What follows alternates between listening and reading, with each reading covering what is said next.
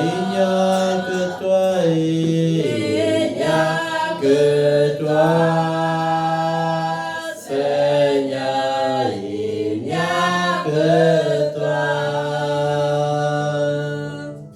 Il n'y a que toi, Jésus, qui peut sauver. Il n'y a que toi, Jésus, qui peut sauver. Il n'y a que toi, il n'y a que toi, Seigneur. Il n'y a que toi, il n'y a que toi, il n'y a que toi, Seigneur. Il n'y a que toi. Dans les cieux, tu es le roi. Sur la terre, tu domines. Oui, en enfer, tu es le grand Jéhovah. Tu es Seigneur, oui, dans les cieux. Dans les cieux, tu es le roi des rois. Et sur la terre, tu domines. Oui, en enfer, tu es le grand Jéhovah. Tu es Seigneur, oui, dans les cieux. Dans les cieux, tu es le roi des rois. Oui, sur la terre, tu domines. Oui, en enfer, tu es le grand Jéhovah. Tu es Seigneur. Lord, you are carrying. Lord, you are carrying. Lord, you are carrying. Carry, oh Lord. Lord, you are carrying. Lord, you are carrying. Lord, you are carrying. Carry, Lord. Lord, you are powerful. Lord, you are powerful. Lord, you are powerful. Powerful, Lord. Lord, you are powerful. Lord, you are powerful. Lord, you are powerful. Powerful, Lord. Oui, Éternel, nul n'est semblable à toi, tu es le Tout-Puissant. Tu es plus grand que ce que nous pouvons penser, plus grand que ce que nous pouvons imaginer. Tu n'as pas ton pareil dans les cieux, sur la terre et même sous la terre. L'univers entier t'appartient, nos vies et toutes les familles de la terre t'appartiennent. Nous te rendons gloire, honneur et magnificence en ce dernier dimanche du mois de novembre. Seigneur, nous te glorifions. Dans le tout-puissant nom de Jésus. Seigneur, nous voulons te rendre hommage pour ce nouveau lieu de culte. Pour ce lieu où à nouveau, Seigneur, nous invoquons ton nom. Seigneur, nous ne sommes pas encore dans un lieu stable, mais par ta grâce, nous croyons, Seigneur, que nous y parviendrons. Seigneur, merci de nous avoir envoyés dans ce lieu. Maintenant, Seigneur, nous voulons te dédier ce lieu, comme, Seigneur, Salomon t'avait dédié le temple. Nous voulons, Seigneur, que lorsqu'un homme sera fatigué et qu'il entrera dans ce lieu, alors que ton nom est invoqué, qu'il retrouve le repos dans le nom de Jésus. Nous voulons, Seigneur, que lorsque un homme aura péché contre toi, s'il se tourne vers ce lieu avec un cœur sincère, Seigneur, que tu lui pardonnes ses péchés. Nous voulons te supplier, Seigneur, afin que lorsque quelqu'un viendra dans ce lieu, étant fatigué et chargé, que tu lui accordes ton repos. Nous voulons te supplier, afin que, Seigneur, lorsque quelqu'un priera et invoquera ton nom dans ce lieu, que dans ce lieu, Seigneur, tu lui répondes favorablement au nom de Jésus. Amen. Seigneur, nous voulons faire de ce lieu ton sanctuaire pendant que nous y serons. Que ta présence ne quitte jamais ce lieu, au nom de Jésus. Amen. Seigneur, nous voulons te supplier de te manifester puissamment dans ce lieu. Nous invoquons ta présence. Nous prions que tu nous répondes par ton feu, que tu nous répondes par ta nuée, au nom de Jésus de Nazareth. Seigneur, nous te supplions, manifeste-toi puissamment, par le feu, par le feu. Tu es le Dieu qui marchait devant Israël dans la colonne de nuée pendant la journée et dans la colonne de feu pendant la nuit. Seigneur, tu n'as pas changé. Manifeste-toi et réponds-nous, Seigneur, favorablement dans ce lieu. Dans l'autre lieu, Seigneur, tu as été favorable. Tu nous as bénis par des mariages. Tu nous as bénis par des enfantements. Tu nous as bénis par des mariages. Nous voulons encore plus grand en ce lieu, au nom de Jésus. Amen. Manifeste-toi car tu es l'omniscient. Manifeste-toi car tu es l'omniprésent. Manifeste-toi car tu es l'omnipotent. C'est dans le calme et la tranquillité que nous allons voir ta face. Ne nous cache pas ta face en ce lieu, au nom de Jésus de Nazareth. Amen. Nous te supplions. Père, nous voulons nous purifier avant d'entrer dans ta présence ce matin. Et nous voulons qu'ensemble, avec nous, ce lieu soit purifié pour t'accueillir. Car il est écrit que tu es saint et tu veux que nous soyons saints. Seigneur, c'est toi seul qui peux nous transformer et faire de nous un peuple saint. Transforme-nous au travers du sang de Jésus. Par ton esprit, Seigneur, renouvelle notre intelligence. Donne-nous un cœur nouveau, au nom de Jésus de Nazareth. Amen. Seigneur, nous comptons fermement sur toi. Nous comptons fermement sur ta présence, au nom de Jésus. Et l'ange de ce lieu, Seigneur, se tourne vers toi pour te supplier en faveur du peuple, afin que, Seigneur, tu pardonnes les péchés du peuple, afin que tout péché qui est un blocage pour leur épanouissement soit pardonné et ôté maintenant au nom de Jésus de Nazareth. Que toute faute qui les empêche de voir ta face soit effacée au travers du sang de Jésus.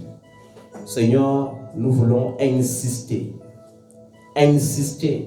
alors qu'il ne reste que quelques jours. 3 jours encore et novembre donnera place à décembre. Et nous voulons encore croire que ta main n'a pas cessé d'agir. Car il est impossible que ta main cesse d'agir. Seigneur, ne retiens pas le reste, ô Dieu, du miracle qui va se manifester avant la fin de cette année. Ne retiens pas, Seigneur, le voyage qui est encore prévu avant l'année nouvelle. Dans ta bonté, laisse que ta droite se manifeste, car tu es le Dieu des impossibilités. Tu es le Dieu des miracles et ton règne n'a pas de fin.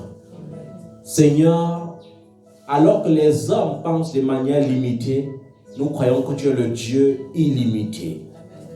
Et lorsque nous voyons que les portes sont fermées, Seigneur, c'est alors que tu ouvres les portes, car tu es le Dieu qui ferait un chemin au milieu du désert.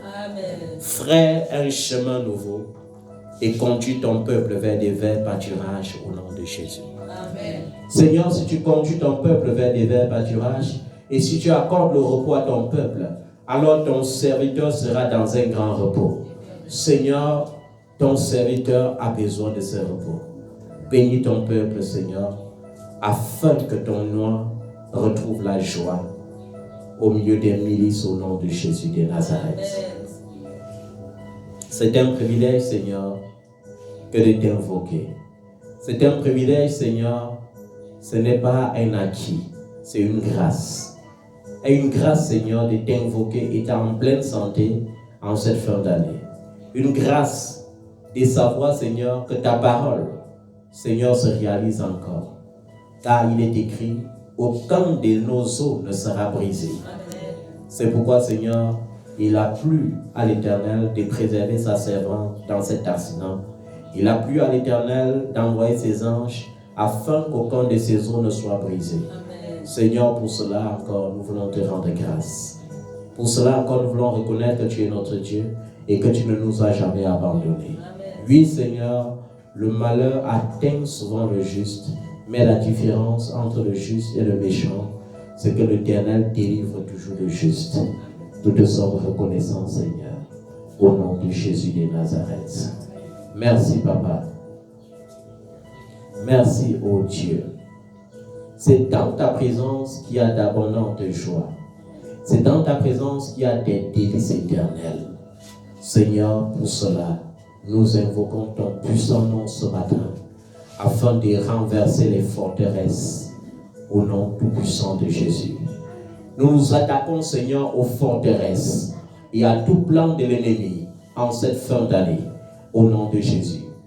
Nous brisons et nous détruisons ces armes, car il est écrit, Seigneur, que tu as créé un homme pour fabriquer les armes, mais tu as également créé un homme capable de les détruire. Et tu as dit que toute arme forgée pour nous nuire sera sans effet.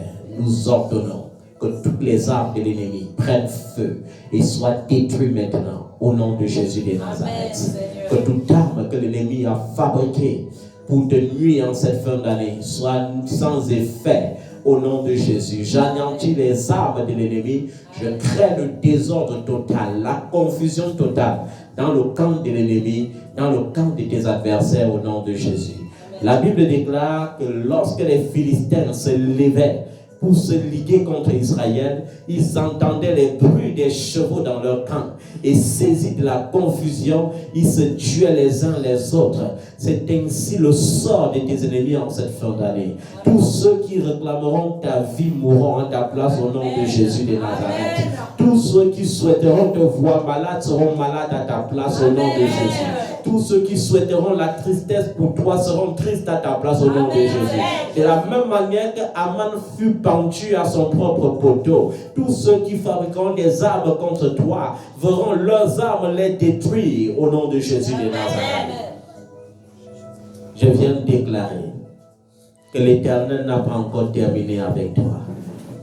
L'Éternel n'a pas encore conclu ta page. L'Éternel n'a pas encore fermé ta page. L'Éternel n'a pas encore fermé ta page. L'Éternel n'a pas encore dit son dernier mot. Et tant que l'Éternel n'a pas encore dit son dernier mot, je t'exhorte à prendre courage. Je t'exhorte à célébrer ton Dieu. Je t'exhorte à célébrer ton Dieu parce que ton Dieu te bénira certainement. Au nom de Jésus de Nazareth. L'Éternel n'a pas encore conclu la promesse qu'il t'a faite. Il a dit, ce sont des projets de paix, des projets de bonheur, afin que tu aies des jours joyeux, afin que tu aies des jours bienheureux. L'Éternel n'a pas encore dit son dernier mot par rapport à ton mariage, par rapport à ton voyage, par rapport à ta grossesse, par rapport à ton travail, par rapport à tes finances. Ne conclue pas. tant que l'Éternel n'a pas conclu. Au nom de Jésus de Nazareth. Je viens déclarer que c'est encore possible. C'est encore possible. C'est encore possible. C'est encore possible. Ce voyage est encore possible. Au nom de Jésus de Nazareth. Ces fiançailles sont encore possibles. Au nom de Jésus de Nazareth. Cette grossesse est encore possible. Au nom de Jésus-Christ de Nazareth. Et je viens parler à cette femme qui est victime des fausses couches. Au nom de Jésus de Nazareth, c'est la fin du règne des fausses couches dans ta vie. Je dis, c'est la fin de ce règne. Au nom de Jésus de Nazareth. Que l'Éternel restaure ton corps. Qu'il restitue tes enfants. Au nom de Jésus de Nazareth. Je viens parler à quelqu'un qui continue de subir des couches de nuit malgré ses jeûnes, malgré ses prières. Je viens déclarer la fin du règne du mari des nuits dans ta vie. Je viens déclarer la fin du règne des femmes des nuits dans ta vie. Au nom tout-puissant de Jésus-Christ de Nazareth. Ce mari des nuits ne triomphera pas de toi. Cette femme des nuits ne triomphera pas de toi. Au nom tout-puissant de Jésus-Christ de Nazareth. Ils ne triompheront pas de toi. Au nom de Jésus de Nazareth. Je viens dire à quelqu'un qui souffre encore dans son sommeil.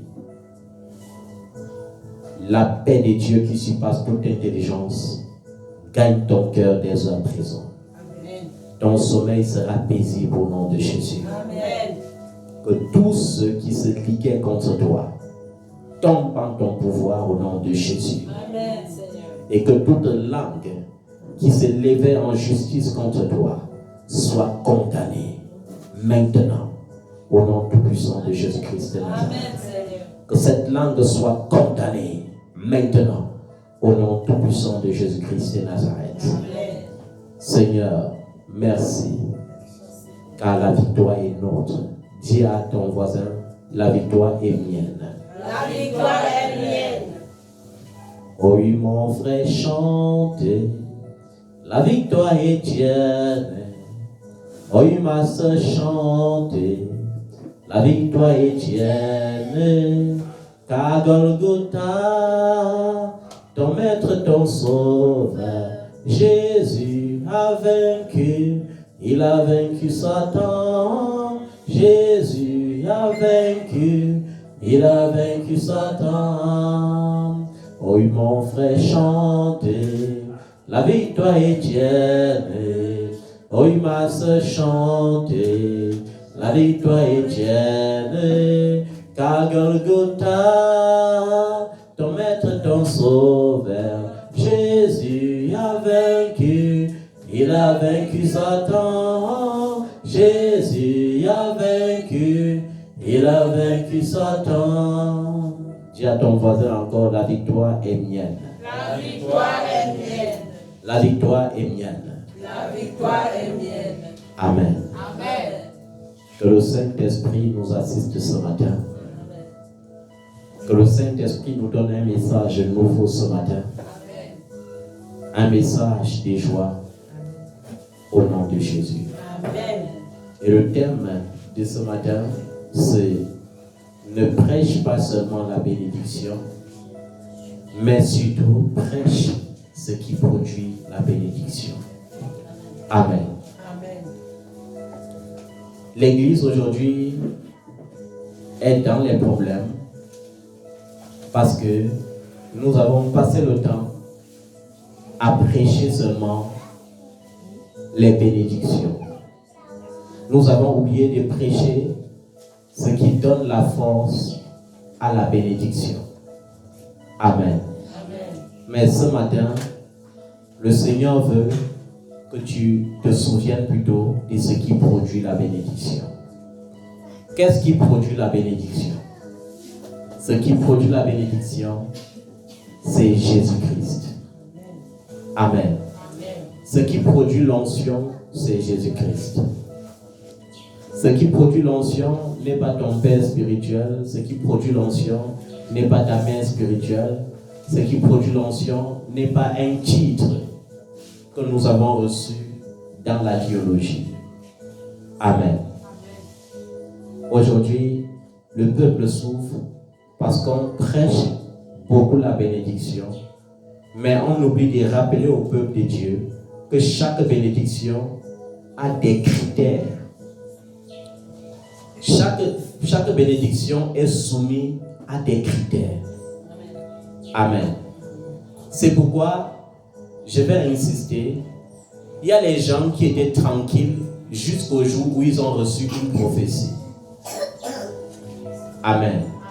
La prophétie a le pouvoir de bouleverser ta vie positivement, tout comme la prophétie a le pouvoir de bouleverser ta vie négativement. Amen. Nous devons faire attention. De nos jours, nous avons affaire à un style de peuple qui a tellement soif de prophéties au point que parfois ils demandent même à l'homme de Dieu de prophétiser sur eux. Ça y est, tu ne veux même pas prophétiser, mais ils disent, Daddy, prophétise sur moi. Et c'est un danger. Amen. Un danger pourquoi? Parce que toute prophétie qui sort est porteuse de vie, tout comme elles peuvent être porteuses de mort. Amen. Nous avons vu, lorsque Saül, le premier roi d'Israël, a été roi, la Bible dit que Dieu lui a donné un cœur nouveau. Mais comment un homme avec un cœur nouveau a pu désobéir à son Dieu? Parce que ce n'est pas un homme qui a fabriqué un cœur nouveau pour donner à Saül. C'est Dieu qui a donné un cœur nouveau au roi Saül. Mais nous allons voir que pendant que le règne était devenu sucré, c'est-à-dire pendant que Saül a commencé à jouir de la grandeur de son règne, malgré le nouveau cœur que Dieu lui avait donné, il a été rebelle envers l'Éternel son Dieu. Et c'est la même chose que nous constatons dans l'Église aujourd'hui. Les gens ont cru au Seigneur Jésus, ils ont reçu le Saint-Esprit, ils parlent même en langue. Mais c'est surprenant de voir que quelqu'un parle en langue et est victime des couches de nuit. C'est surprenant de voir quelqu'un parle en langue et est possédé par des démons et par des esprits impurs. C'est surprenant de voir que quelqu'un parle en langue, mais est encore tourmenté journalièrement. C'est encore surpris de voir quelqu'un parle en langue et est affecté et habité par l'esprit de peur. Quand tu prends l'avion et que l'avion veut décoller, tu paniques. Quand l'avion veut atterrir, tu paniques. Tu prends la moto, quand la moto veut faire un virage, tu paniques. Tu prends le taxi, quand il y a un petit obstacle, tu paniques. Alors que tu as le Saint-Esprit. C'est parce que les gens ont été seulement habitués à entendre les bénédictions, même sans comprendre ce que c'est que la bénédiction. Et il est temps que l'Église cesse de tromper le peuple de Dieu en prêchant seulement la bénédiction. Nous devons parler des prophéties, mais nous devons situer le peuple pour que le peuple sache quel temps prophétique nous vivons. Amen. Le peuple doit savoir et connaître exactement le temps prophétique que l'Église vit aujourd'hui. Et nous devons savoir qu'il est écrit qu'il y a plusieurs choses qui doivent s'accomplir avant la deuxième venue de Jésus-Christ sur la terre. Mais si nous sommes concentrés dans l'évangile de reçois ton mariage, dans l'évangile de reçois ton ceci ou cela, nous allons passer à côté. Je veux décevoir quelqu'un ce matin. Même lorsque l'homme de Dieu déclare reçois ton mariage, ce n'est pas parce que toute la foule répond Amen que cela signifie que toute la foule doit se marier. Il y a les gens qui vont répondre Amen, Amen, Amen, mais qui ne connaîtront jamais le mariage. En réalité, il est prudent pour quelqu'un de consulter Dieu lorsqu'il est dans les attentes que d'attendre comme une personne écervelée. Il faut souvent consulter Dieu. Homme de Dieu, est-ce que réellement, selon le Seigneur, est-ce que malgré mon âge, je peux encore réellement me marier? Est-ce que c'est encore possible? Amen. Est-ce que Seigneur, c'est vraiment encore ta volonté que j'attende tel travail? Est-ce que c'est vraiment ta volonté que j'attende encore les enfants? Parce que je vous le dis en vérité, il y a certaines jeunes personnes parmi vous qui n'ont que 40 ans, qui aspirent au mariage, mais qui ne seront jamais mariés. Tandis qu'il y a les gens parmi vous qui ont 60 ans, qui peuvent encore se marier. Il y a les gens parmi vous qui ont 30 ans, qui cherchent un enfant et qui n'enfanteront pas. Tandis que parmi vous, il y a les gens qui ont 60 ans et qui vont enfanter. Le plus important, c'est est-ce que j'attends la bénédiction étant enraciné en Christ? Est-ce que cette bénédiction que j'attends est connectée à la préscience de Dieu sur ma vie? Est-ce que cette bénédiction que j'attends est liée à la destinée que Dieu avait prévue pour moi avant la fondation du monde? Amen. Et je veux situer l'Église sur quelque chose. Jésus a parlé de l'apostasie. Et l'apostasie, c'est quelque chose que nous vivons de nos jours. Et c'est quoi l'apostasie? L'apostasie, c'est le rejet de Christ par un chrétien. On n'a pas dit par un païen. Ça veut dire que ça ne concerne même pas les païens. Ça concerne les chrétiens. Jésus a dit, l'amour d'un grand nombre se refroidira. Amen. L'amour d'un grand nombre se refroidira. Matthieu 24, verset 12. L'apostasie, ce qui démontre qu'il y a l'apostasie, c'est le refroidissement d'un grand nombre dans l'Église. Malgré trop de bruit que nous faisons, il y a la froideur dans l'Église. Amen. Amen. Nous faisons beaucoup de bruit, mais le bruit ne symbolise pas le réveil. Je dis bien, le bruit ne symbolise pas quoi? Le réveil. Il y a trop de bruit, mais il n'y a pas de réveil. Trop de bruit, mais pas de réveil. Pourquoi? Parce que l'amour d'un grand homme s'est refroidi. C'est pourquoi dans l'église aujourd'hui, il y a les clans. L'image de l'église que nous vivons au XXIe siècle, c'est l'image de l'église de Paul en Asie. Les églises de Corinthe. Les églises des rangs sociaux. Les églises de Matthieu vu.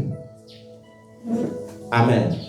On veut devenir riche, mais on ne veut plus devenir riche pour le Seigneur. On veut devenir riche pour qu'on voie qu'on est devenu riche. Mais après cela, quelle sera la suite? Nous sommes dans une église de nos jours où les gens forment les clans de la prostitution de l'évangile, les clans de la calomnie, les clans de l'hypocrisie. Amen. C'est ce que nous vivons comme réalité dans l'église, même si nous faisons semblant de ne pas voir. Et il est temps que l'église se réveille.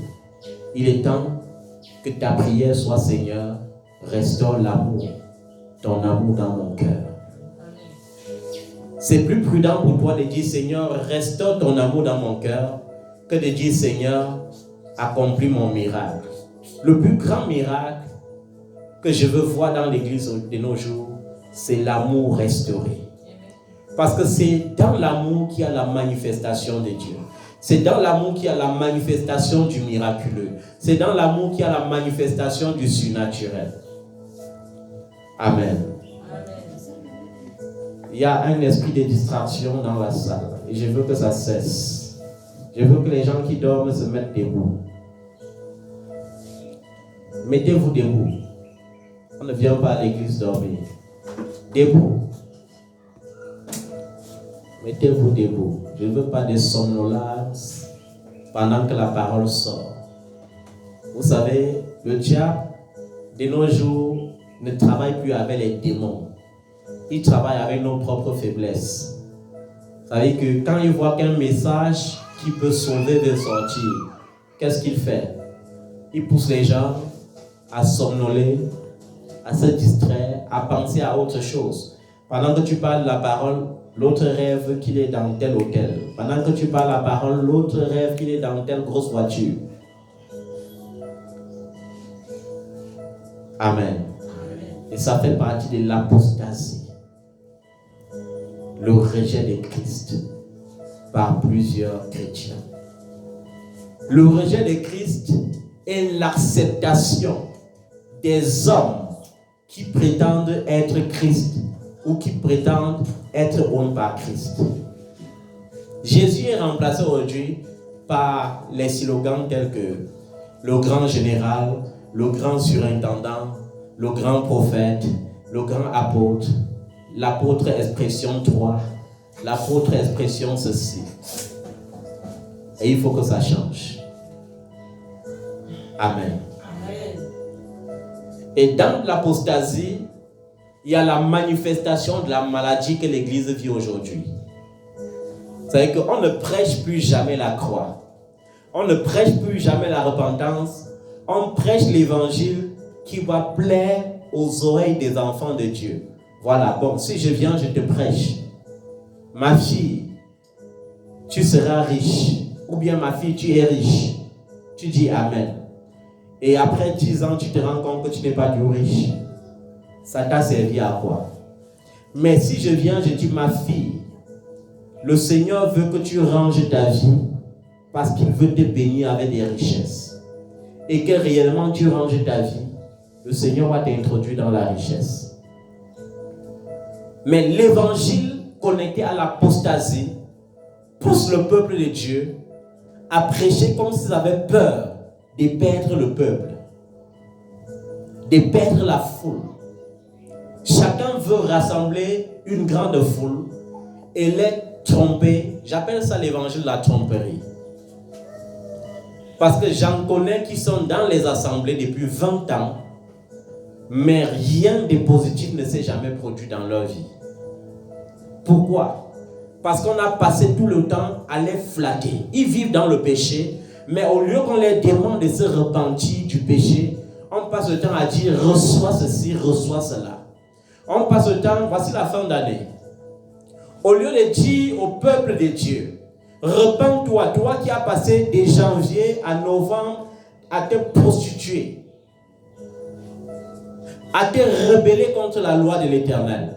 Repens-toi et reviens de tout ton cœur à l'Éternel. On va passer le temps plutôt à aller dire, il faut s'aimer ceci, il faut s'aimer cela. Oh, Dieu aime celui qui s'aime avec la joie. Comment tu peux s'aimer avec la joie alors que tu sèmes dans le péché?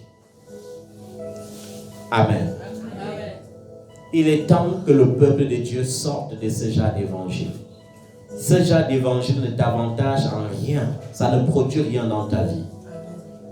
Ça ne produit rien dans ta vie.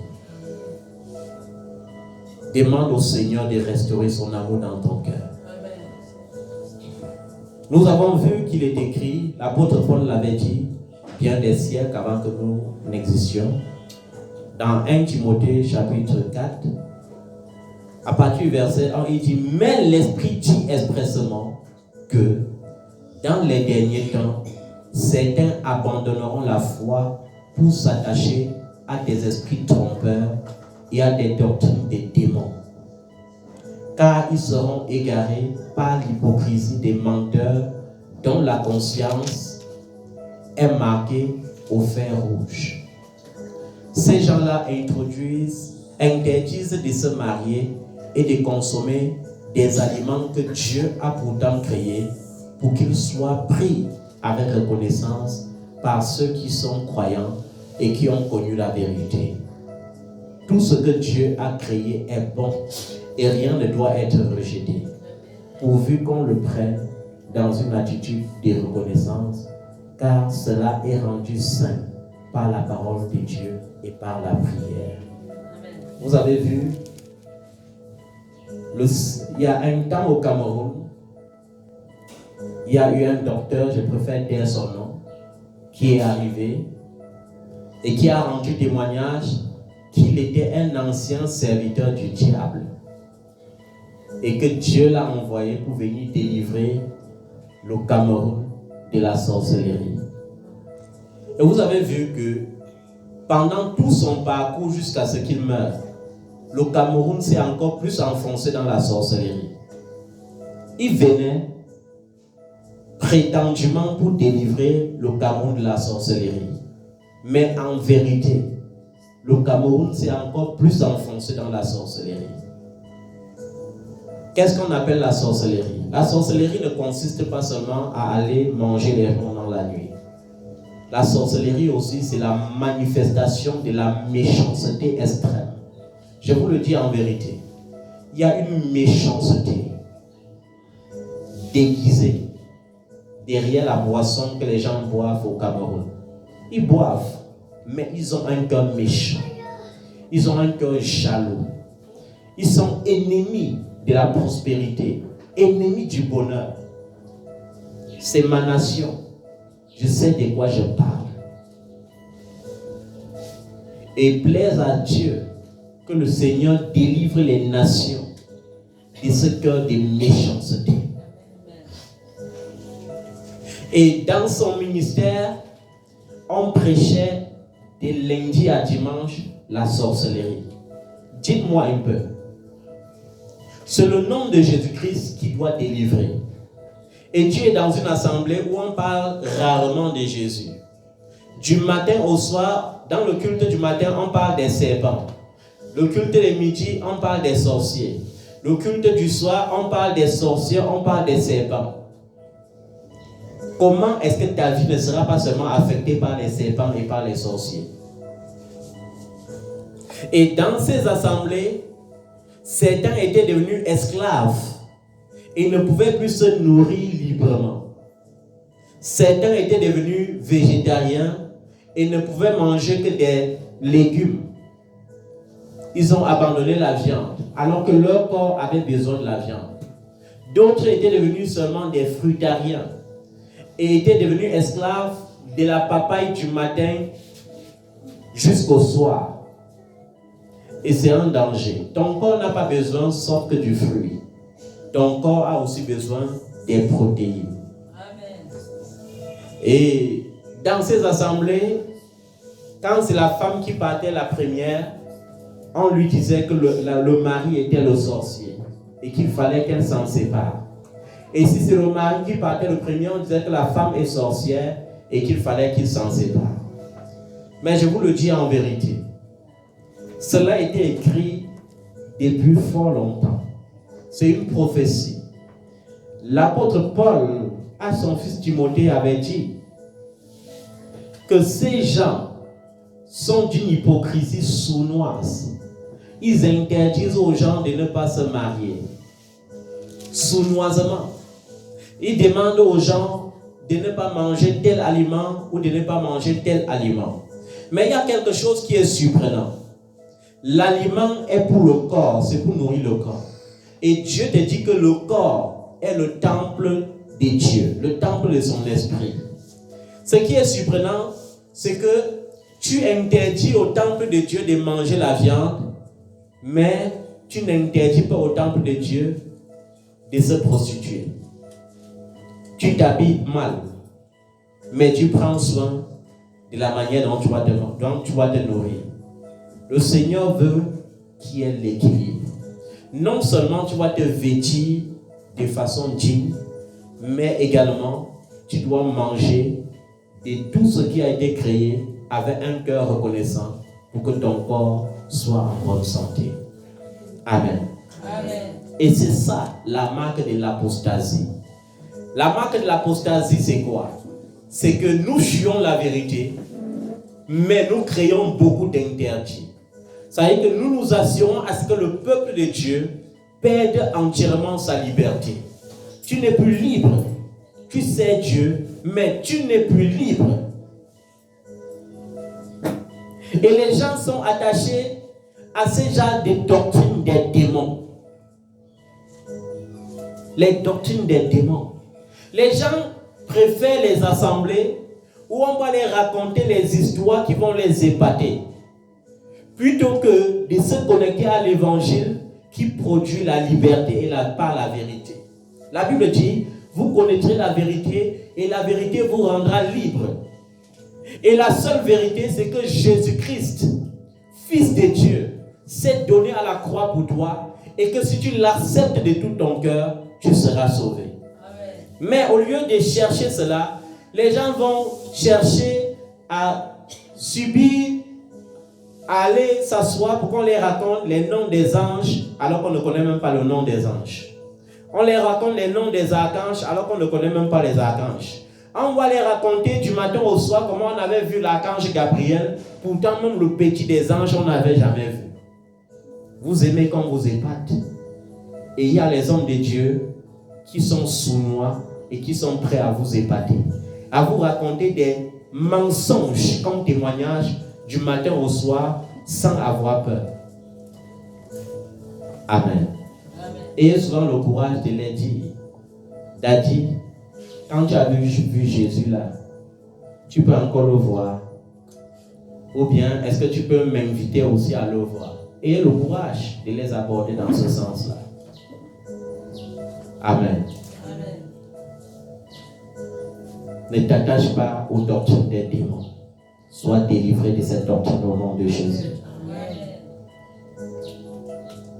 À des esprits trompeurs. Les esprits trompeurs ici sont les esprits de séduction. On vous séduit par des prophéties qui ne vont jamais s'accomplir. Quand je dis, ma fille, tu seras riche, la vérité, est-ce que Dieu t'a créé? Est-ce que Dieu t'a créé pour que tu sois pauvre? Dieu ne t'a pas créé pour la pauvreté. Amen. Il ne t'a même pas destiné à la pauvreté. La pauvreté s'installe dans ta vie tout simplement parce que tu es dans l'ignorance. Amen. Dieu ne t'a jamais créé pour être pauvre. Il a dit dans le 3e épître de Jean, au verset 2, ce que je souhaite, mon désir profond, c'est que tu sois en bonne santé. C'est que tu prospères à tous égards. Mais la nuance, que tu prospères comme prospère l'état de ton âme.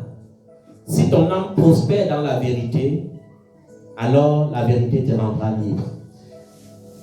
Dans la vérité, il y a les prophéties. La Bible dit que quoi? Que Jésus-Christ est l'accomplissement de la loi et des prophètes. Ça veut dire que dans la vérité, il y a la bénédiction que tu recherches. Mais si tu poses les charrues avant les bœufs, tu n'auras rien. Amen.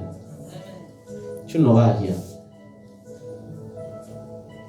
La vérité, c'est que de nos jours, le refroidissement a poussé les hommes à mettre les bénédictions avant Jésus. Comment tu peux prendre celui qui va te bénir, tu mets dans un sac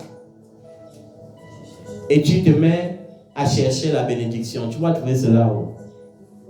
C'est pourquoi nous voyons que même certains qui reçoivent la bénédiction, après avoir reçu la bénédiction, s'égarent dans leur bénédiction. Parce qu'une fois bénis, ils ne cherchent plus la face de Dieu. Leur seule prière, c'est comment multiplier ma bénédiction. Or, qui peut multiplier réellement la bénédiction si ce n'est l'Éternel? Ce n'est que Dieu qui a l'onction de la multiplication. C'est-à-dire que lorsque Dieu te bénit, place Dieu toujours en priorité. Amen. Place Dieu toujours en priorité. C'est l'apostasie qui sème l'esprit de soupçon. Et je vous ai dit, même dans cette assemblée, même si je ne dis jamais, je connais les gens qui voient le mal partout. Tu bailles à côté de lui, c'est l'esprit de sorcellerie. Est-ce que vous savez qu'ici, même dans cette assemblée, il y a les gens qui disent même à leurs enfants, méfiez-vous. Il y a la sorcellerie dans l'assemblée. Ils voient la sorcellerie partout. Les détecteurs de sorcellerie. Et je vous le dis, c'est parce que ce sont des pratiquants de la sorcellerie qui voient la sorcellerie partout. Tu ne peux pas soupçonner le mal au point de venir à l'église, tu t'assois. Si quelqu'un somnole, c'est la sorcellerie. Si quelqu'un est distrait, c'est la sorcellerie. La Bible dit que l'amour ne soupçonne pas le mal. C'est pourquoi je dis, ta prière doit être: Seigneur, restaure l'amour dans mon cœur. Restaure l'amour dans mon cœur. Je vous le dis en vérité, l'antidote même de la sorcellerie que les gens craignent, l'antidote, la seule chose qui fait peur à Satan, qui fait trembler les démons, c'est l'amour. Amen. Amen. Vous ne vous êtes jamais posé la question pourquoi les autres hommes de Dieu partent dans tel secteur, ils rentrent, ils sont frappés. Votre père part, il rentre, il est intact. Vous croyez que c'est parce que votre père a été oint spécialement par rapport aux autres hommes de Dieu? Vous croyez que votre père part dans les régions partout, il n'a pas peur de la magie noire, il n'a pas peur de la magie blanche? C'est parce qu'il a été oint au-dessus de l'onction des autres? Non. C'est parce qu'il cultive en lui l'amour. L'amour. Ça veut dire que même quand j'aborde les sorciers dans leur village, quand ils regardent comme ça, ils disent que cet homme nous aime. Et par conséquent, ils ne peuvent plus m'approcher avec leur sorcellerie. Si tu veux être invincible, il faut cultiver l'amour de Dieu en toi. Amen. Dans 1 Corinthiens 13, quand on décrit l'amour, on dit l'amour ne périra jamais. On dit il y a 3 choses qui ont subsisté à la fin. Il y a la foi qui va subsister. Il y a l'espérance qui va subsister. Il y a l'amour qui va subsister. Mais on te dit que la plus grande de ces 3 choses sera l'amour. Ça veut dire que si un enfant de Dieu veut être béni à la dimension d'une bénédiction qui ne doit jamais s'épuiser, il faut qu'il y ait l'amour dans son cœur en abondance. La Bible dit, même si je suis le plus grand prophète, si je n'ai pas l'amour, je ne suis rien. Même si j'ai le don de foi et que je sois capable de dire à la montagne, jette-toi à la mer, si je n'ai pas l'amour, je suis un tonneau vide. L'amour. L'amour. Et dans 2 Timothée chapitre 4, au verset 3, qu'est-ce que l'apôtre Paul dit?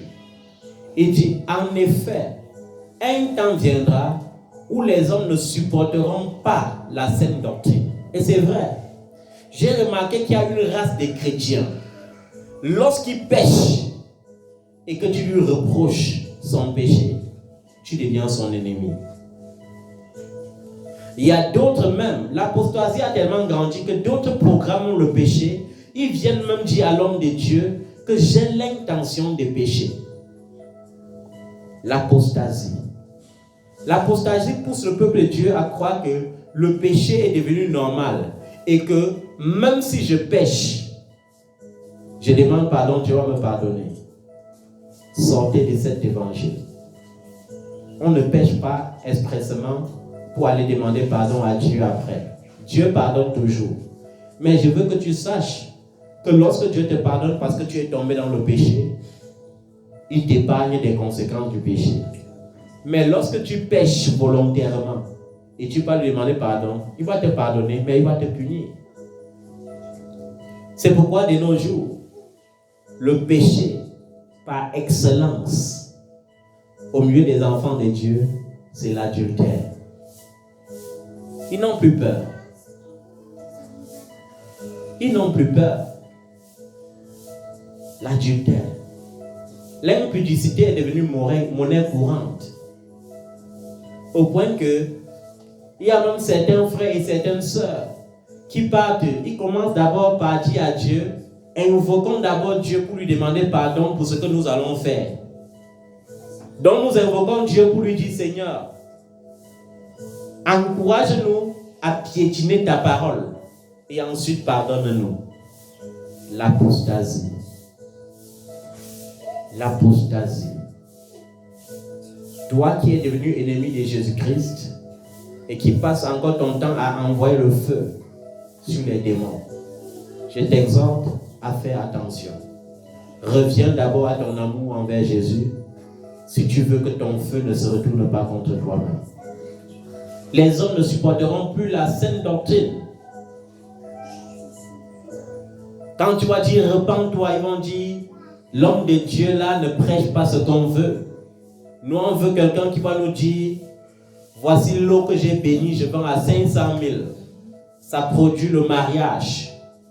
Nous on veut un homme de Dieu qui va bénir les bracelets et qui va nous vendre. Nous on veut un homme de Dieu qui va bénir ses photos et qui va nous vendre. Nous on veut un homme de Dieu qui va bénir les bagues et qui va nous vendre. Nous on veut un homme de Dieu qui va bénir les mouchoirs, qui va nous vendre et qui va produire le miracle dans notre vie. Nous on veut un homme de Dieu qui va nous pousser dans les actions prophétiques, qui va nous dire, je vends Lucie, vous allez aller embaumer vos murs, vos toilettes, vos plafonds. Et ce qui est curieux, c'est que après avoir embaumé vos murs, vos plafonds, vous dormez toujours au milieu du cauchemar. C'est comme si vous avez encore déclenché tous les démons derrière vous. Et ça ne vous réveille pas. Les gens vont détester la saine doctrine. Mais ma prière, c'est que les hommes de Dieu qui ont été qualifiés pour ce siècle continuent de donner la saine doctrine au peuple de Dieu. Amen. Amen. La pauvreté, la peur de la pauvreté a poussé les hommes de Dieu à devenir des marchands et des commerçants. Si Jésus voulait qu'on fasse le commerce dans sa maison, il n'aurait pas chassé les commerçants dans le temple. Il les aurait encouragés à vendre. Amen. Aujourd'hui, ils vont me dire que le Saint-Esprit les a rendus plus spirituels que Jésus. Chacun a son mandat. Chacun a son opération. Chacun a sa manière de faire. Jésus m'a oint en sa façon. Ce qui est curieux, c'est que ta façon consiste seulement à commercialiser le don que Dieu t'a donné gratuitement. Et je ne me dirai jamais. Je dirai toujours ces choses. Et le peuple qui aura les oreilles entendra. Et le peuple qui n'aura pas les oreilles n'entendra pas. L'apostasie. L'apostasie a poussé les gens qui avaient la crainte de Dieu à croire que la crainte de Dieu n'est même plus normale. La crainte de Dieu n'est plus normale.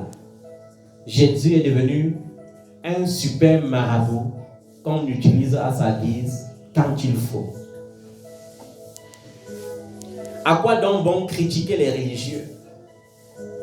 À quoi bon critiquer alors la religion catholique ou la religion bouddhiste? On critique les bouddhistes, on dit qu'ils ont fabriqué Bouddha et ils ont mis dans leur maison. On critique les catholiques, on dit qu'ils ont fabriqué les statues de Marie, ils ont mis dans leur maison. Mais toi aussi tu fabriques tes propres statues. Parce que tes photos que tu vends au peuple de Dieu, ce sont tes propres statues que tu les pousses à se prostituer avec. Les bagues que tu bénis pour les vendre, c'est la prostitution.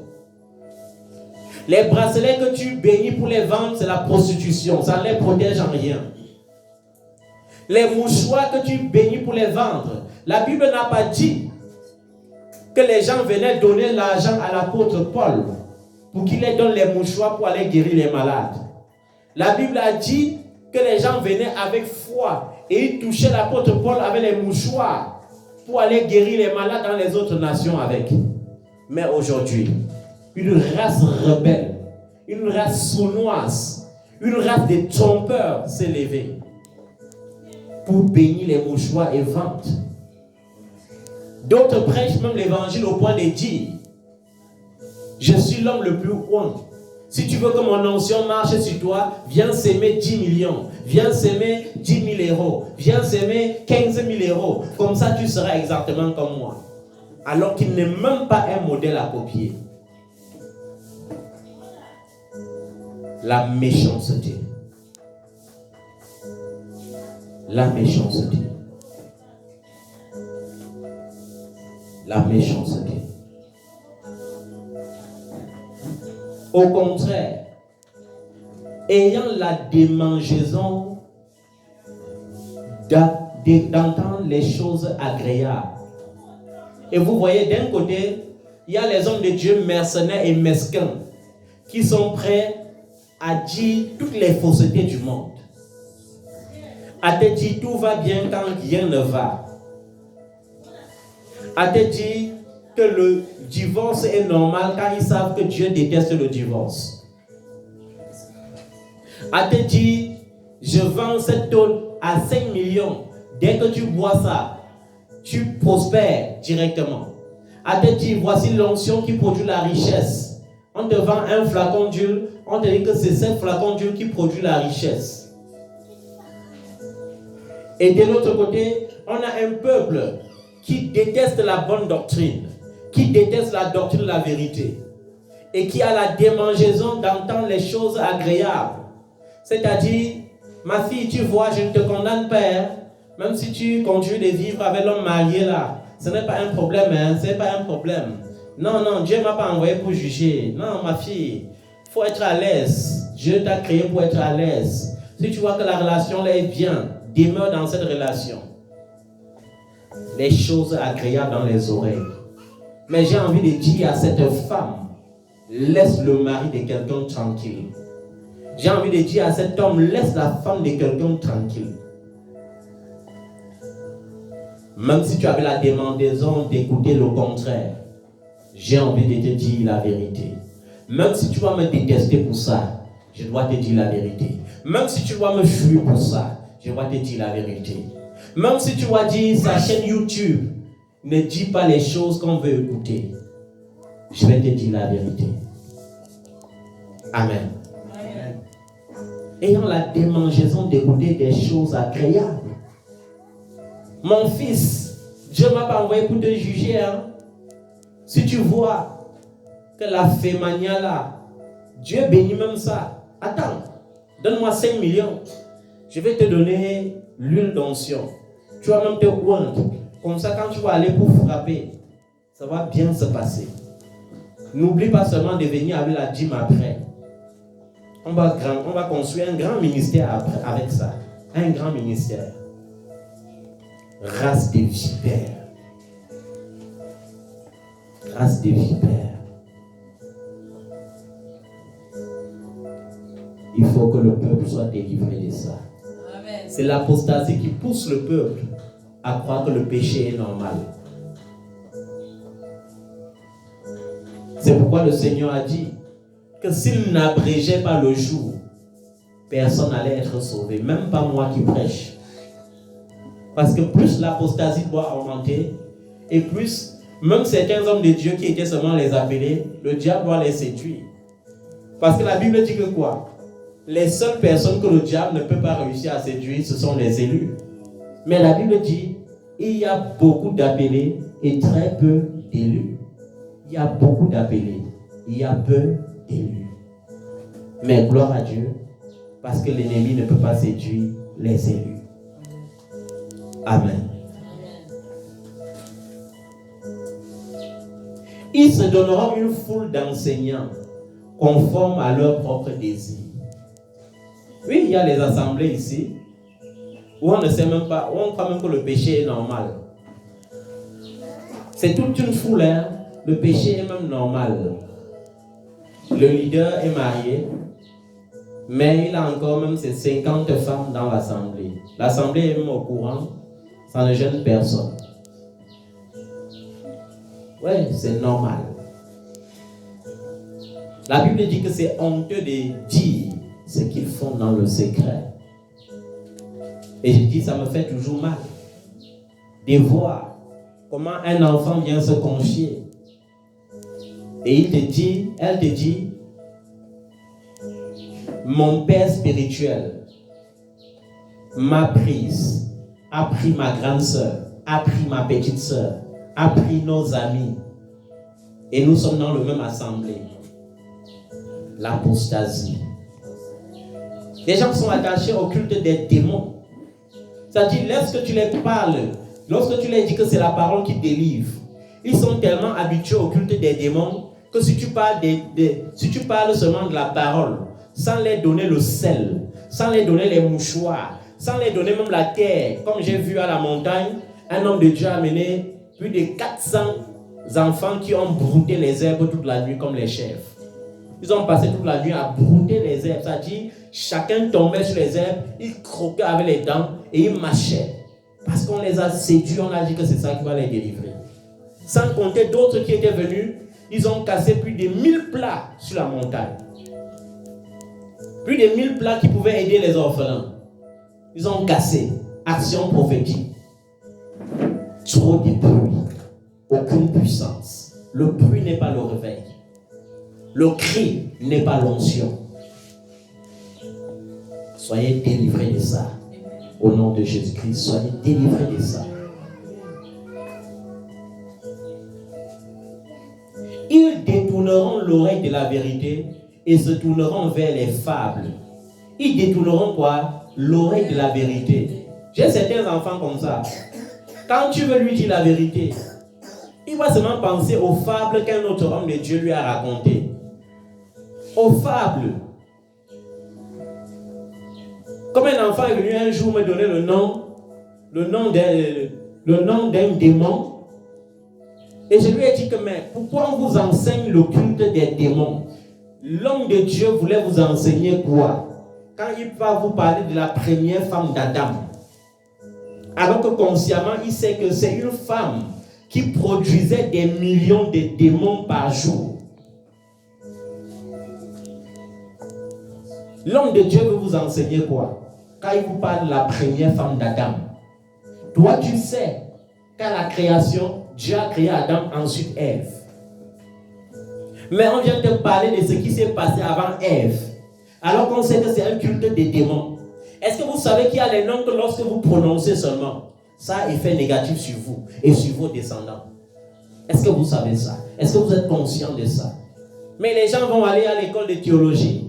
La théologie n'est pas mauvaise à la base. Mais je vais encore vous rappeler une chose. Les plus grands opposants de Jésus, qui se sont toujours opposés farouchement à Jésus pendant son ministère, c'était les théologiens. Quand vous entendez, on parle des Sadduciens, c'était une caste de théologiens. Quand vous entendez, on parle des pharisiens, c'était les gens qui enseignaient la théologie. Mais c'est eux qui étaient contre Jésus à 100%. Et aujourd'hui, les gens vont vous dire, j'ai 5 diplômes en théologie. On va vous épater avec des fables. Tu n'as pas besoin des fables. Tu as besoin de la parole. Laissez les histoires qui ne servent à rien de côté. Cherchez Jésus. Amen. Nous allons conclure parce que s'il faut enseigner sur l'apostasie, on va enseigner même 2 jours, ça ne finira pas. Et nous allons conclure par Apocalypse chapitre 3, versets 14 à 22. Apocalypse chapitre 3, versets 14 à 22. Nous devons centrer l'Église sur ce que nous vivons aujourd'hui. La guerre en Ukraine, ça a des significations. Nous savons que c'est l'accomplissement de la prophétie du prophète Daniel. Et nous savons que ce sont des prophéties que lorsqu'elles s'accomplissent, le monde est en train d'attendre le fils de la perdition, c'est-à-dire le fils du péché. De la même manière que la Trinité divine s'est manifestée, il faut de la même manière que la Trinité satanique s'accomplisse sur la terre. Donc ce que le monde attend, c'est le faux prophète. On n'a pas parlé des faux prophètes, il y a les faux prophètes. Mais on parle ici du faux prophète, la bête et l'antichrist. Voilà les 3 trinités que le monde attend. Et pendant que le monde attend, vous êtes en train de vous circuler avec les amens, les grues qui ne servent à rien. Et quand il y aura l'enlèvement, vous ne serez pas enlevés, vous allez vivre la grande tribulation. Et les gens vont venir. Et vous devez comprendre que le monde de la prophétie est tellement dévastateur et trompeur à la fin. Vous avez vu quand Corona est sorti, il y a certains qui ont dit dans les réseaux sociaux, le Seigneur m'a parlé, le Corona, c'est un esprit que Dieu a envoyé sur la terre pour tuer les gens, pour éliminer les faux prophètes, pour éliminer... Laissez souvent le Seigneur tranquille. Quand Dieu ne vous parle pas, et vous venez dire que Dieu vous a parlé, qui vous a même d'abord dit que la marque de la bête, c'est un vaccin. Qui vous a dit ça? Vous allez nous dire la technologie a évolué. Qui vous a dit ça? Oh, le vaccin de Corona, c'est le chiffre 666. Qui vous a dit qu'on injecte ça sur quelqu'un en dose? Même si c'était le 666. Et vous parlez, et vous dites c'est Jésus qui vous a parlé. Après, vous allez attendre la fin d'année. Vous allez transformer l'évangile en évangile. Les prophéties qui n'ont jamais existé, vous allez inventer ça pour séduire le peuple de Dieu. D'autres vont venir vous dire, il faut cotiser. Donnez-moi, je vais aller en Israël avec. Écrivez vos sujets de prière. Je vais aller mettre ça sur les murs de lamentation. Il y a des gens qui ont mis leur mariage sur le mur de lamentation depuis les années 2000. Ça fait 22 ans, ils ne sont pas encore mariés. Pourquoi? Parce que les murs de lamentation font partie de la loi. Et la loi, c'est une malédiction. Ça ne peut pas produire la bénédiction. Amen. À fin d'année, d'autres vont aller vous dire qu'ils ont puisé l'eau dans le Jourdain. Il faut acheter à 5 millions. Ça va vous rendre riche. Et vous allez acheter. Parce que vous avez la démangeaison d'entendre les choses agréables. Je t'invite à suivre Jésus.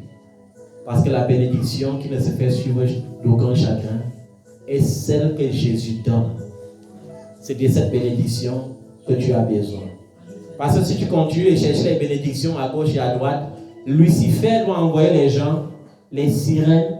Lucifer doit envoyer les gens, même en homme physique, ils vont venir te donner l'argent qui vont te détruire. Je t'invite à suivre Jésus. Comme je disais pour conclure, Apocalypse, chapitre 3, du verset 14 au verset 22, il est écrit: écrit à l'ange de l'église de Laodicée. Voici ce que dit l'Amen, le témoin fidèle et véritable, l'auteur de la création. Je connais tes œuvres. Je sais que tu n'es ni froid ni bouillant. Si seulement tu étais froid ou bouillant, ainsi, parce que tu es tiède et que tu n'es ni froid ni bouillant, je vais te maudire, je vais te vomir de ma bouche. Amen. Amen. Je vais vous dire une chose. La tiédeur ici symbolise l'église d'aujourd'hui. C'est-à-dire des enfants qui croient que parce qu'ils parlent en langue, ils sont sauvés. Tu parles en langue, tu vis dans le péché et tu dis que tu es sauvé? Non. Je ne pense pas que le Saint-Esprit aime le péché. Les tièdes sont les gens qui ont un pied avec Jésus et un pied dehors. Amen. Et Dieu dit qu'il vomit les tièdes.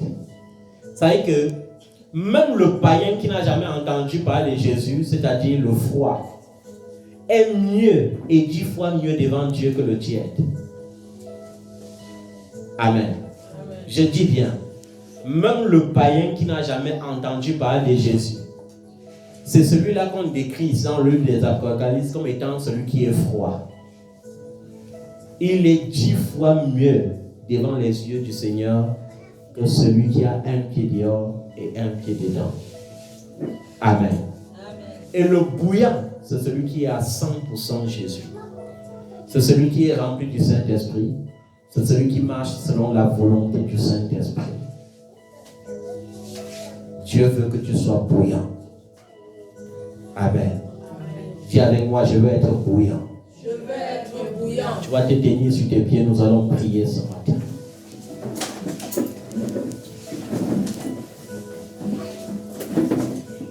Amen. Amen. Je suis conscient d'une chose. Je suis conscient que personne par sa propre force ne peut abandonner ou vaincre le péché. Amen. Amen. Je suis conscient de cela. Mais je suis aussi conscient d'une chose,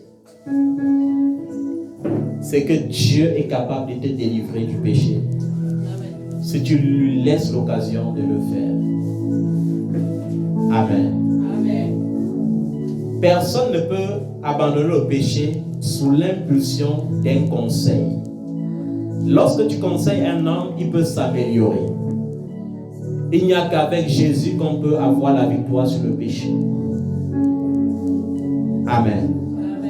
Je veux que d'un cœur sincère ce matin, tu élèves ta main vers le ciel et que tu dises avec moi, Père, je reconnais que j'ai péché contre toi.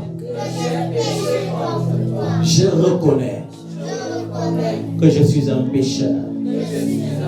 Je reconnais que depuis le début de cette année, je n'ai pas cessé de pécher. Tu as vu la fornication. Mais j'ai persisté dans la fornication. Tu as vu l'adultère. Mais j'ai persisté dans l'adultère. Tu as vu le mensonge. Mais j'ai persisté dans le mensonge. Tu as vu le vol. J'ai persisté dans le vol. Tu as vu la manipulation. J'ai persisté dans la manipulation. Tu as vu l'ivrognerie. Mais j'ai persisté dans ce péché. Seigneur, tu es juste dans ta sentence. Et tu es sans reproche dans ton jugement.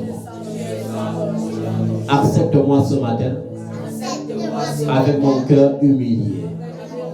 J'ai péché contre toi. J'ai péché. Et je reconnais que j'ai péché. Pardonne-moi, Seigneur. Et brise ce péché qui m'empêche de voir ta face. Brise ce péché qui me séduit et qui m'empêche d'avancer, qui m'empêche d'accéder au trône. Pardonne-moi, Seigneur. Délivre-moi de l'apostasie. Délivre-moi, Seigneur, du faux semblant. Oh mon Dieu. Délivre-moi de l'hypocrisie, de l'ironie. Délivre-moi, Seigneur. Délivre-moi du cœur double. Donne-moi un cœur sincère. Un cœur sincère envers toi. Un cœur sincère envers mon semblable. Donne-moi un cœur sincère, Seigneur. Un cœur rempli de ton amour. Remplis-moi de toi, Seigneur. Au nom de Jésus de Nazareth. Si mon cœur est rempli d'amour, aucun démon ne m'approchera. Si mon cœur est rempli d'amour, aucun sorcier ne triomphera de moi. Si mon cœur est rempli d'amour, l'échec ne sera pas ma portion. Si mon cœur est rempli d'amour, la présence de Dieu sera permanente dans ma vie. Et lorsque la présence de Dieu est permanente, l'ennemi ne peut pas triompher.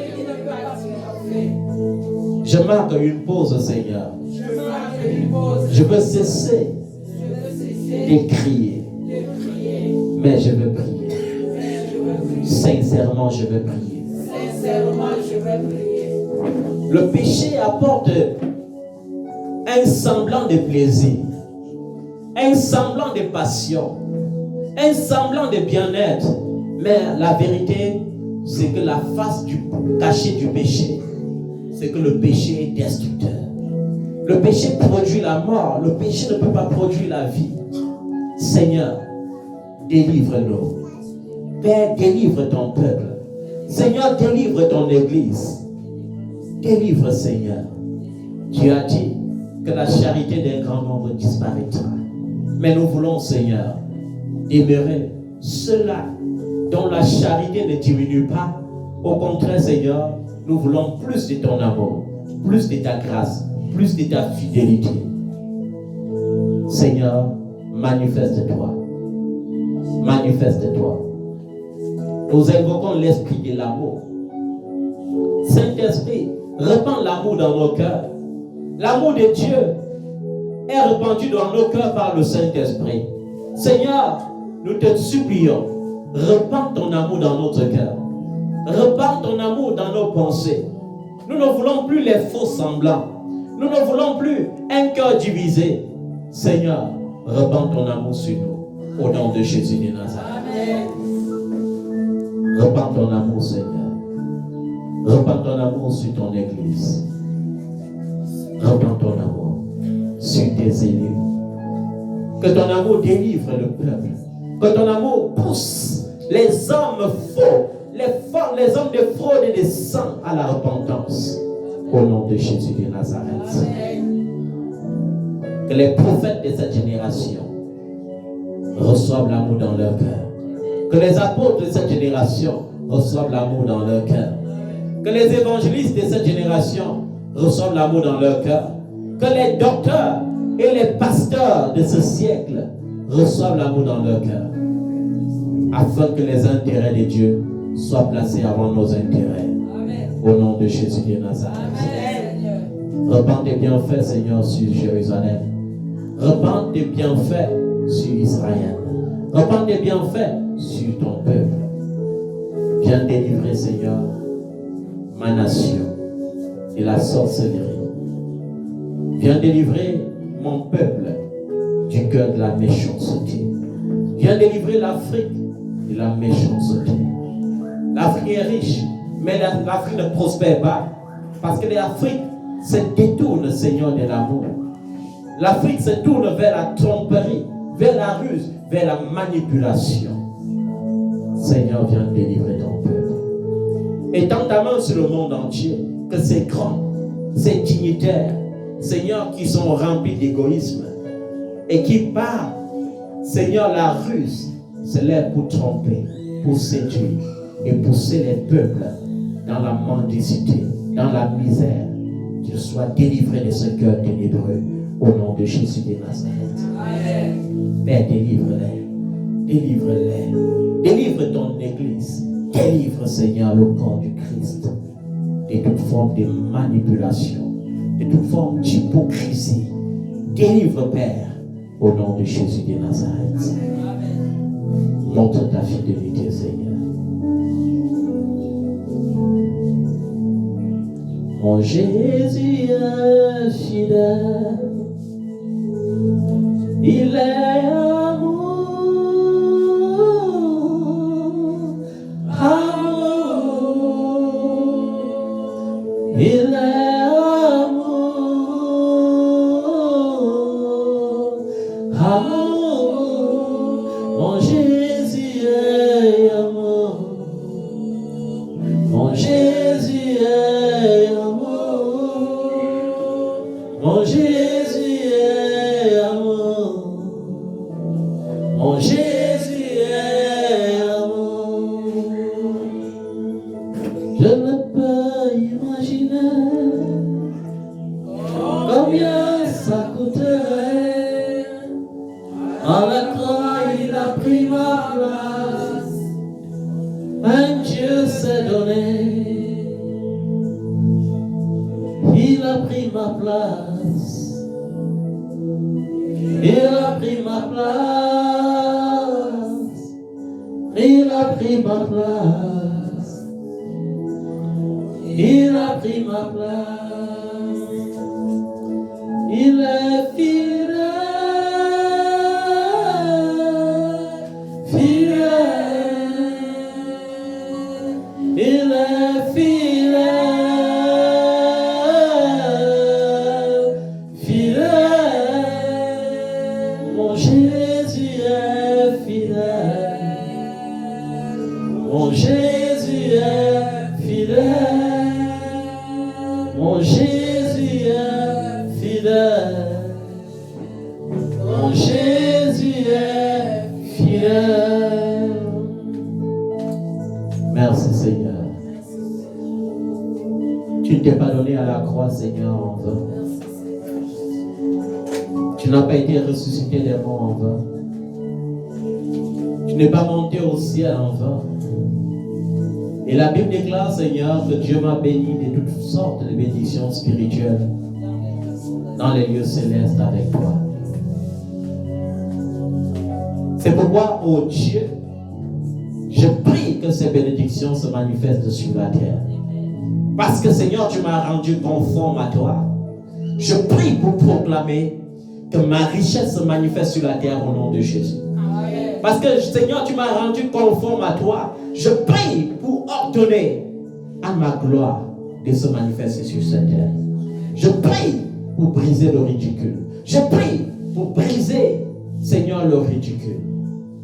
Au nom de Jésus de Nazareth. Amen. Je prie pour briser le rejet, pour briser les humiliations et déclarer que la gloire de Dieu se manifeste maintenant au nom de Jésus de Nazareth. Amen. Je prie, Seigneur, que ces bénédictions spirituelles se matérialisent maintenant pour ta gloire sur la terre au nom de Jésus de Nazareth. Tu m'as promis, Seigneur, que je serai comblé de tes bienfaits sur la terre avant d'avoir la vie éternelle dans le ciel. Seigneur, ne me cache pas ta face et laisse que cette gloire se manifeste pour la seule gloire du nom de Jésus. Au nom de Jésus de Nazareth. Amen. Que le Tout-Puissant de Jacob te bénisse. Amen. Qu'il fasse luire sur toi sa face et qu'il te protège et te délivre de tout mal. Amen. Au nom de Jésus. Amen. Amen. Amen. Viens rendre grâce à l'Éternel.